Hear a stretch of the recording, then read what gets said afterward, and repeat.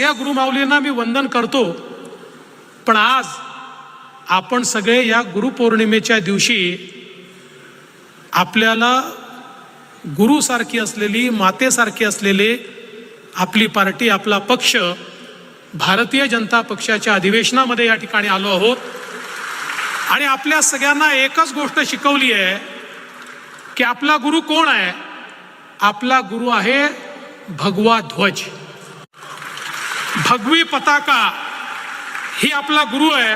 आणि म्हणून ह्या परमपवित्र भगव्या ध्वजाला देखील आज या निमित्ताने मी वंदन करतो, कारण हा भगवा ध्वज छत्रपती शिवाजी महाराजांचा आहे, हा भगवा ध्वज प्रभू श्रीरामांचा आहे, हा भगवा ध्वज प्रभू श्रीकृष्णाचा आहे, आणि हा भगवा ध्वज भारत मातेचा, अखंड भारताचा ध्वज आहे.